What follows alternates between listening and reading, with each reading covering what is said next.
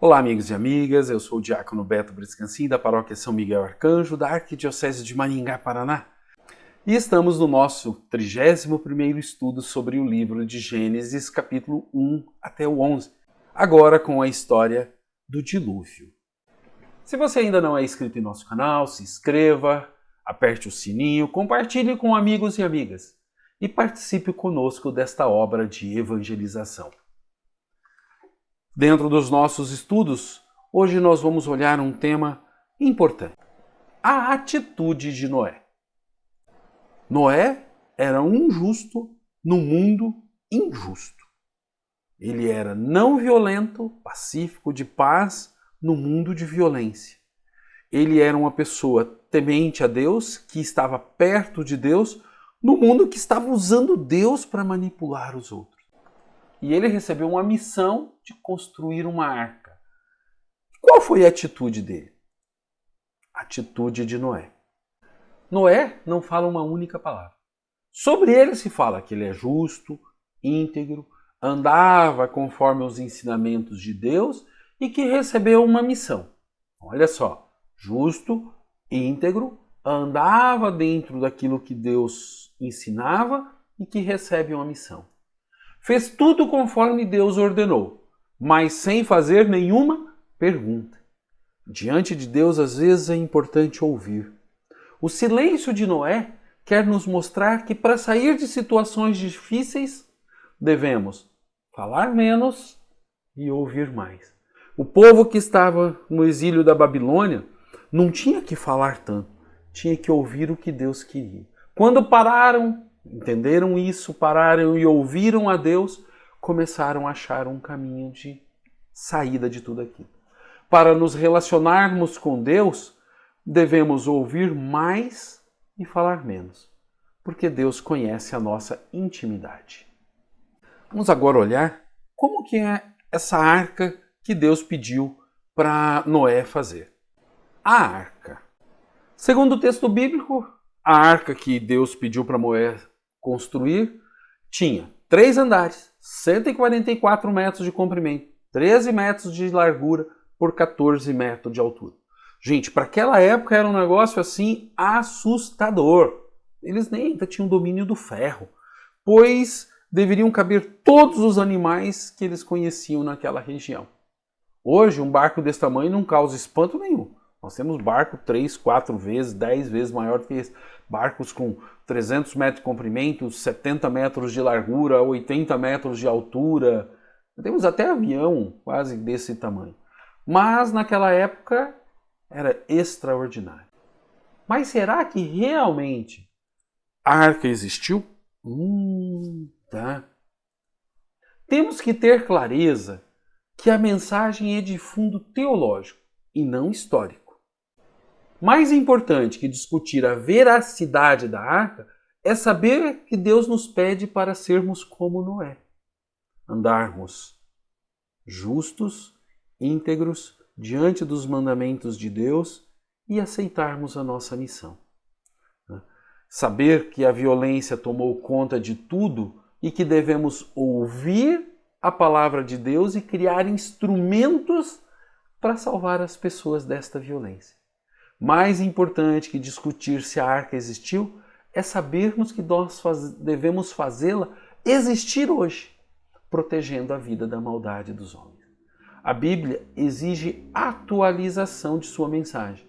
E atualizar a história do dilúvio nos faz refletir que devemos construir arcas para salvar o mundo da falsa religião e da maldade dos homens. Aqui, gente, eu sou historiador e teólogo. Vou falar para vocês, não é discutir se a arca existiu, mas a função da arca é de proteção da vida. Deus está protegendo a vida e pedindo para que nós as protejamos. Deus mandou o dilúvio. Não seria mais fácil, então, Deus só não mandar o dilúvio? Mas aí nós não temos a história. A história tem que ter os enredos. E para isso tem que ter o dilúvio e alguém que nos proteja da ação destruidora do dilúvio. Não é saber se existiu, mas como que nós devemos fazer hoje. Particularmente não é importante. Alguns teimam que a palavra de Deus tem que ser concretizada, tudo que Deus falou tem que ser, sabe? A jumenta fala, não sei. Não, não é isso. É percebermos o que a mensagem teológica quer por trás disso tudo. Vamos andar mais um pouquinho e percebermos como que a arca e os animais, essa relação da arca com os animais. A arca e os animais. Quanto aos animais que entraram na arca, o próprio texto não deixa claro, pois em Gênesis 7, versículos 2 e 3, temos que entraram 7 casais de animais puros e um casal de animal impuro de cada.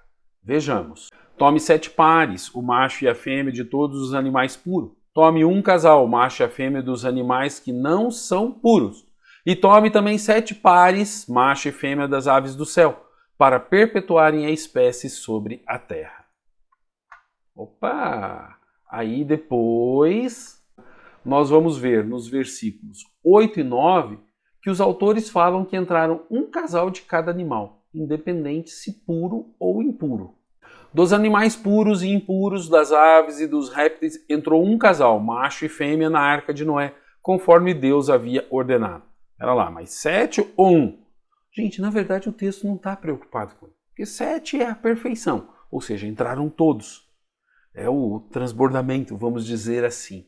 E importante o quê? Não é discutir se entrou 7 ou se entrou 1. Importante é percebermos que os animais foram salvos. Até porque dentro da história do dilúvio nós temos 2 histórias, que elas estão mescladas. Você tem uma história e outra que elas vão se mesclando. Quando você vai fazer um estudo profundo disso daí, vale a pena fazer. Senão, não há necessidade. Então, um casal ou 7 casais, não importa. Importante é que Deus pede para que a vida seja protegida. Como eu disse, a resposta histórica não é importante. Importante é a resposta teológica. O que importa é que Deus protegeu a vida da extinção. Se alguém nos perguntar se a arca seria possível para acolher todos os animais, a resposta provavelmente seja não. Eles calcularam o tamanho da arca pelos animais que eles conheciam exatamente naquela região. Então, não pensaram em todos os animais, mas o texto diz que tudo foi inundado. Eles só conheciam aquele pedacinho de mundo. Se fosse todos os animais que nós conhecemos hoje, ela teria que ser muito grande. Mas nós temos que lembrar que esse é um texto teológico e não um texto histórico. Sendo um texto teológico, a mensagem central é o que importa. Deus salvou a vida do extermínio. Discutir detalhes da arca nos afasta da mensagem central, onde vemos que Deus se preocupou com a vida. Discutir detalhes da arca nos afasta da mensagem central. E o texto vai apresentar no capítulo 9 Deus fazendo uma aliança com a humanidade.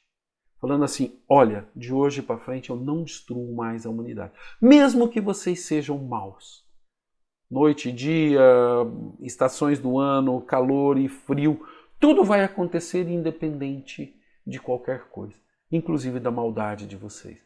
Esse é o aspecto teológico que nós temos que ver nesse texto. Deus protege a vida da maldade dos homens.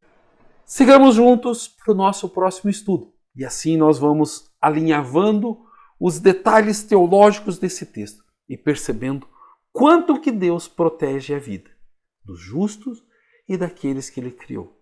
E nos dá todo o tempo de vida para que possamos nos aproximar deles. Paz e bem a todos e a todas.